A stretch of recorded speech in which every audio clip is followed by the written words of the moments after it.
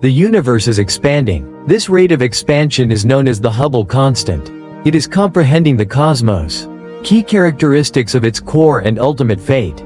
The simple answer is this. The universe can be. Imagine a massive balloon inflating. And Haber. And the constant is what indicates that the balloon is inflated. How quickly are the numbers swelling? Scientists have tried. Measure this value in many ways. The primary methods are as follows. The first one is a distance indication. Compare that to what you want. Unable to determine a car's speed due to its remote location. Cannot see the speedometer directly. So you observe how quickly he approaches. Again, scientists investigate objects in space, including superplanets. They are like symbols in the universe.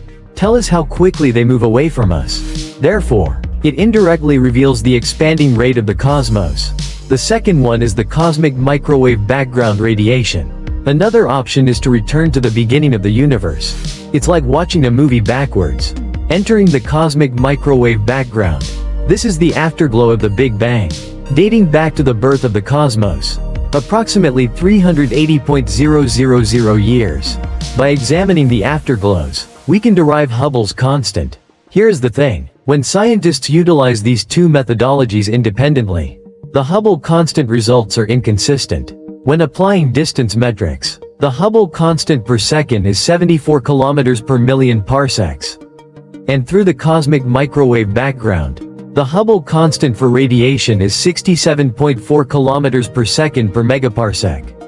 This inconsistency is known as the Hubble tension. Scientists are helpless in this situation. I don't understand why these two methods were developed. Different outcomes. What if there is no Haber tension? Is the cosmos moving in a way we don't understand? Is the formula lower than us? From James Webb, new readings from the Webb Space Telescope reveal that the perceived crisis may not actually exist. Wendy is a cosmologist at the University of Chicago. Friedman's simultaneous study of stars. New observations from the telescope. They measured 10 neighboring galaxies. It set the framework for measuring the universe's expansion pace. To validate their results, the researchers utilized three independent methodologies. The first method, using a beneficial variable star. The brightness of the star. The degree will be revealed in a predictable way. Dark alternation. Second method. It's known as the red huge branch tip approach. Using red, a massive star ceases to exist once it reaches a certain level of brightness. Brightening feature. And the third is the most recent. Using a form of star called carbon zinc. The star is approaching consistent brightness and color throughout the infrared spectrum. It's worth discussing the Webb telescope, designed for observing the universe's near and mid-infrared light. In these procedures, in addition to benefiting variable stars, numbers obtained using different ways, and cosmic microwaves per second provided by the background radiation approach. 67.4 kilometers per megaparsec direct load, within the range of error. However, using variable stars in Hubble results in a loss of 72.04 kilometers per second per megaparsec. Does not match the other measurements. But all things considered, 4 ways, the SCARF telescope allows for normal candlelight observations, with an average speed of 69.96 kilometers per second, megaparsec. Galaxies resemble superstars. The measurements of these 10 galaxies are essential. Does this signal the end of the cosmological crisis? The Hubble constant has been measured using all available methods. It is certainly within the scope of astronomical calculations.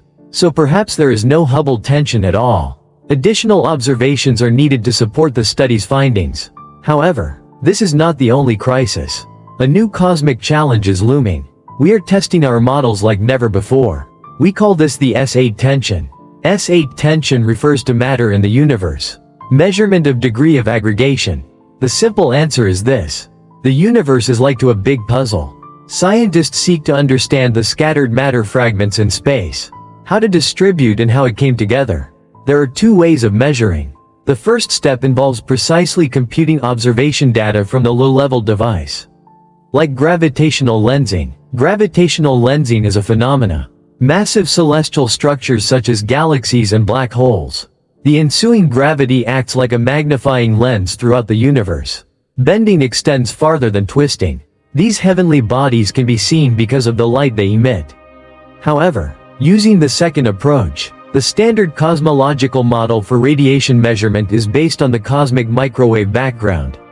The S8 value does not match the low redness meter reading.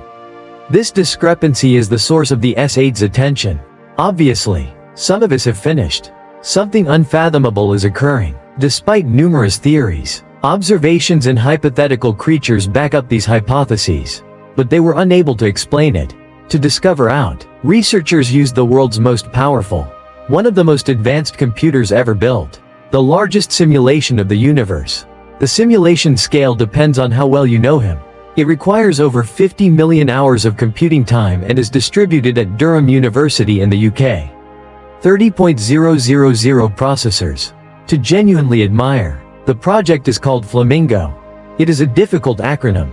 Large-scale structural simulation that is representative, unambiguous, and self-justified. All sky mapping for interpreting next-generation data.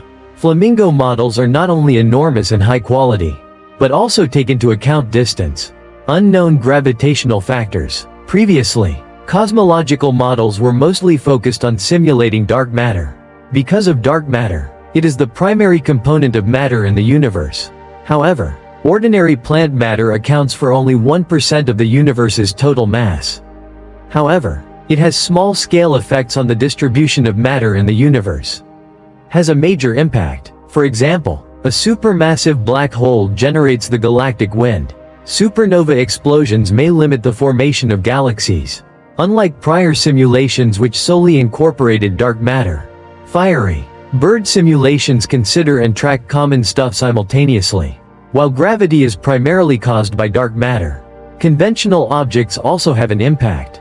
Although this simulation marks a tremendous advancement, such as precise, the author simulated the Milky Way and the development of the Andromeda galaxy, but did not explain the current universe's matter deficiency. Acute in simple terms, he failed to fix it.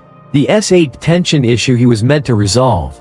The simulation includes collaboration with James Webb Space Telescope and other data on the distribution of matter in the cosmos. A conflicting circumstance. The present theory, although it accurately explains the evolution of interstellar space, there is a catch. He predicted, interstellar clustering is estimated to be 7% higher than observed. Although new computer calculations are more comprehensive and include supermassive black holes, the outcome remains 5% higher. If even the best computer simulation yields incorrect results, there are only two possible outcomes. Either the telescope's observation is inaccurate, or our physics ideas are incorrect. Scientists anticipate that observations made with the SCARF telescope in the next years will provide insights into the truth. Thanks for watching. If you enjoyed this video, be sure to like, comment, and subscribe to Galactic Discoveries Quest. Don't forget to turn on the notification bell to get our latest videos as soon as they're out. See you next video.